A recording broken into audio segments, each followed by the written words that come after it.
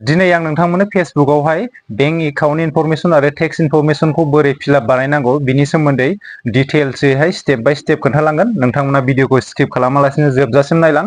भिडिअखौ स्किप खालामोबा नोंथांमोना बबेबा मोनसे अपसनाव फिलआप बानायनांगौआवहाय थालांनो हागौ बा बबेबा भुल अपसनखौहाय गोरोन्थि अपसनखौहाय सेलेक्ट खालामफ्लांनो हागौ। बेनिखायनो भिडिअखौ स्किप खालामालासिनो जोबजासिम नायलां। भिडिअखौ स्टार्ट खालामनायनि सिगां नोंथांमोननिसिम गुरैयै खावलायनाय, नोंथांमोना आंनि चेनेलाव गोदानब्ला चेनेलखौ अननानै साबस्क्राइब खालामनानै लादो। जाहाथे गोदान गोदान आपडेटफोरखौ मोननो हायो। नोंथांमोना आंनि नैबे इउटुब चेनेलावहाय फेसबुक, इउटुब, इन्स्टाग्रामनि सोमोन्दै टिप्स एन्ड ट्रिक्स भिडिअफोरखौ मोननो हागोन। थ' बिदिब्ला दिनैनि भिडिअखौ जागायदिनि। दायो गावबा गावनि फेसबुक प्रफाइलखौ अपेन खालामनानै लादो। ओमफ्राय बिनि उनाव नैबेयाव थ्रि लाइन दंना, थ्रि लाइनाव थुदो। थ्रि लाइनाव थुनानै नैबे प्रफेसनेल डेसबर्डआव थुदो। ओमफ्राय नैबेयाव दंना पेआउट्स दङ, पेआउट्सआव थुनानै होदो। नैबेना माबायदि दङ, बेना फिनिश सेटआप दङ आरो ना, फिनिश सेटआप ओंखारदों। आं बेखौ मोनसे स्क्रिनसट खालामना लानि, दा आंनो थाम्बनेलनि थाखाय नांगोन नालाय। दायो नोंसोरो सोरनाबा सोरनाबा बेलेग ओंखारनो हागौ, बेंक एकाउन्ट डिटेल्स एक्सपायार होननाय बेयाव कन्टिनिउआव थुनांगोन। नैबेना फिनिश सेटआप दङ, फिनिश सेटआपआव आं थुनानै होनोसै। बेना सिगाङावहाय सोरखौबा बानायहैखांबायमोन दै बियो, माने सिगाङाव बानायनायाव बियो मा खालामदोंमोन, इन्डिभिजुवेलखौ सेलेक्ट खालामालासिनो माने बिजनेसावहाय सेलेक्ट खालामना लाफ्लांदोंमोन आरोना। जेबो नङा दायो नैबेयाव दङ, बेना सिगां बानायखांखानाय नालाय नैबेयाव नोंसिना बेबायदिनो ओंखारफैखागोन, गावबा गावनि नामा ओंखारफैगोन आरोना बेवहाय। बेयाव नोंसिना नैबेयाव थुनानै होदो आरोना, नामाव सिलेक्ट खालामदो, बिनिफ्राय नेक्स्टआवहाय थुनानै होदो। जाबाय, बेवहाय नाम ओंखारखाबाय आरो लास्ट नेम ओंखारबाय, डेट अफ बार्थ ओंखारबाय, कान्ट्रिया सेलेक्ट जाखानाय। नेक्स्टआव थुनानै होदो। नेटवर्कनि थाखाय एसे नेनांगौ जायो। भिडिअखौ स्किप खालामालासिनो जोबजासिम नायलां दै, स्टेप बाय स्टेप, नङाबा आन्दायनो हागौ। बेयाव कान्ट्रिया सेलेक्ट जाखानाय, इण्डिया जोंना जाखाबाय। बेयाव बिजनेस टाइप दै, बेयाव मोजां गियान हो। बिजनेस टाइप, बेवहाय जोंना दङ नै इन्डिभिजुवेल, पार्टनारशिप, बिदिनो बेलेग बेलेग दङ आरोना। जों बेलेगखौ जेबो नायनाङा, जोंना बेवहाय फार्स्टआवनो दंखायो इन्डिभिजुवेल। इन्डिभिजुवेलाव थुनानै होदो, बिनिफ्राय नेक्स्टआवहाय थुदो।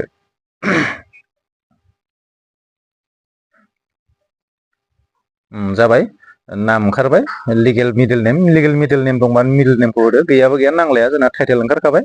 डेट अफ बार्थ ओंखारबाय। ओमफ्राय बेवहाय प्राइमारि एड्रेस दं, प्राइमारि एड्रेसाव होदो जोंना। गावबा गावनि एड्रेसखौ फिलआप बानायदो बेवहाय।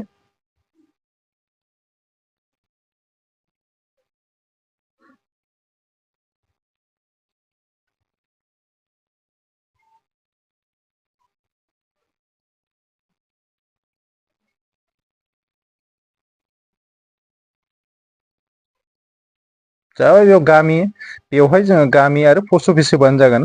पिन कड होनायफ्रा जोंना गाहायावनो दंखायो नालाय, जाबाय बेयावनो। सिटिखौ होदो, गावबा गावनि सिटिखौ होदो।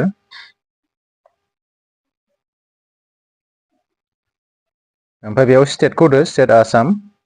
जिप कड अब्लिक पस्टेल कड दङ, बेयाव जोङो जिप कड, नोंथांमोना बेखौ आनदायनो नाङा, जिप कडआ जोंना पिन कडानो जायो, माने पस्ट अफिसनि पिन कडानो जायो आरो बेवहाय। ओमफ्राय बेवहाय मबाइल नाम्बार दङ, मबाइल नाम्बारखौ होदो, गावबा गावनि मबाइल नाम्बारखौ। दा बेवहाय इमेल एड्रेस दङ, इमेल एड्रेसखौ होदो गावबा गावनिखौ। पारमानेन्ट एकाउन्ट नाम्बार, बेवहाय पान नाम्बारखौ होदो गावबा गावनिखौ। जाबाय, ओमफ्राय नैबेयाव दङ जिएसटि रेजिस्ट्रेसन नाम्बार, जोंना बेखौ नांलाया, जोंना गैया नालाय। जाबाय, नैबेयाव टिकमार्क दङ, टिकमार्कखौ होदो। ओमफ्राय बेनिफ्राय नेक्स्टआव होदो।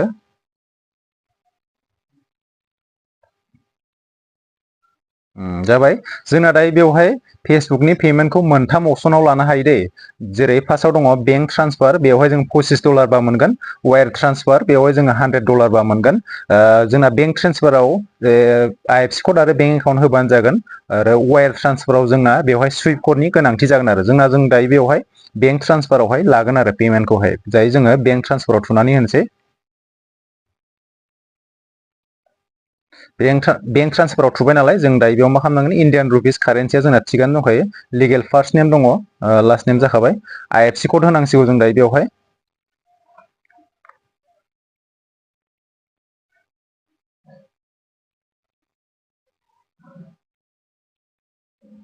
ट्रिपोल जिर'।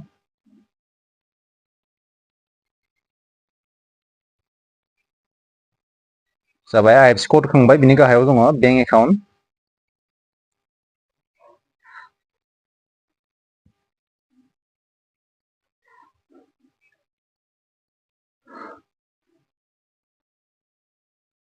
39676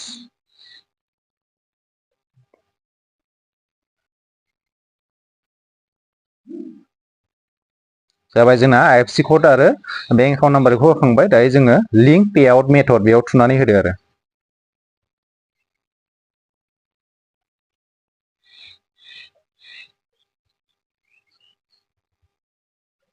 बेंक एकाउन्ट होनाया जोंना कमप्लिट जाजोब्बाय। जोंना नै दायो बेवहाय ध्यान होनो गोनाङा नैबे मेना बेसो दै एड इउर टेक्स इनफरमेसन। बेवहाय मोजाङै स्टेप बाय स्टेप नायलां, भिडिअखौ स्किप खालामनाङा नङाबा आन्दायनो हागौ, बबेयावबा अपसनखौ बबेयावबा थुफ्लांनो हागौ। बेनिखायनो मोजाङै नायलां। दायो जोंना मा खालामनांगोन, एड टेक्स इनफरमेसन बेवहाय थुनानै होदो।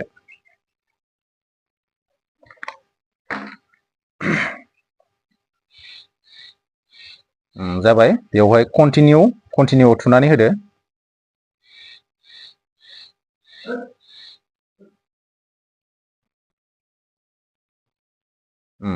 बेवहाय मोजाङै नायलां दै, आराम मोजां नायलां नङाबा आन्दायनो हागौ।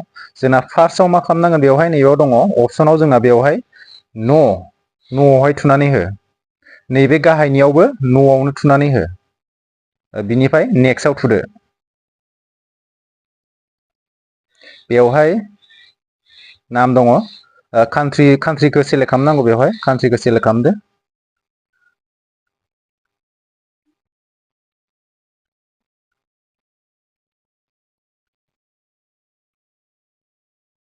कान्ट्रिया सेलेक्ट जाबाय। जोंना बेयाव जेबो नांला दै, बेयाव डाइरेक्ट जोङो नेक्स्टआवहाय थुखादो। बेवहाय नायफिनदो, गासिबो ओंखारफैजोब्बाय। बेवहाय दहाय फिलाप बानायनाय एड्रेस गासिबो फैजोब्बाय। बेनिफ्राय आरो नेक्स्टआव थुबावदो। बेवहाय नायदो गावबा गावनि फिलाप बानायनाया जागोन ना जायाखै मोजाङै नायदो, आरो जाजोबदोंबा जोङो मा खालामदो, बेवहाय नेक्स्टआवहाय थुनानै होदो। बेवहाय नाय, बेखौ मोजाङै नाय। बेयाव जोंना 0% थुदो, बेलेगाव जेरावबो थुनाङा, 0% थु। 0% थुदो, ओमफ्राय नेक्स्टआव थुदो। जाजोब्बाय। बेवहाय गाहायाव दङ, नैबेयावहाय टिक मार्क दङ, टिक मार्कखौ होदो। बिनिफ्राय सिगनेसार आरो नोंनि फुल नामखौ लिरनानै होदो बेवहाय।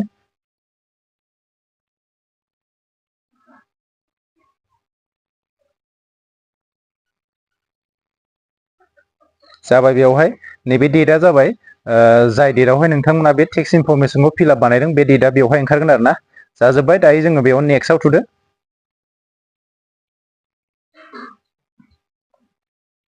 कमप्लिट जाजोब्बाय दे। बेवहाय साबमिट फर्म बेखौ थुनानै होदो। दानिया बेवहाय मोजां नायफिनबानो जाबाय आरो ना, बबेबा भुल जादों नामा।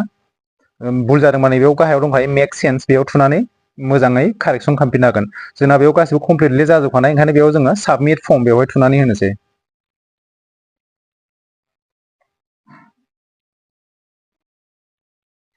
गासिबो कमप्लिटलि जाजोब्बाय।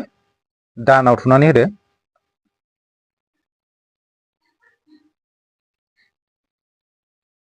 गासिबो जाजोब्बाय। नैबाव नुदोंना, जोंना दहाय बेवहाय इरर माने फिनिश सेटआप ओंखारदोंमोन ना। गासिबो कमप्लिट जाजोब्बाय नालाय, बेयो खारबाय आरो ना। जाजोब्बाय, कमप्लिटलि जाजोब्बाय। गोनो गोथो जानाङा, मोजाङै नायलां स्टेप बाय स्टेप। जोब्बाय आरो ना, कमप्लिट प्रसेसा बेवहायनो।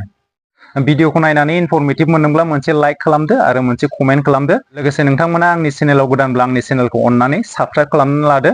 आंनि नैबे इउटुब चेनेलावहाय नोंथांमोना फेसबुक, इउटुब, इन्स्टाग्रामफोरनि टिप्स एन्ड ट्रिक्स भिडिअफोरखौ मोननो हागोन। दिनैनि भिडिअआ एसेनोसै, लोगो मोनफिनगोन गुबुन मोनसे भिडिअआवहाय। बाय बाय।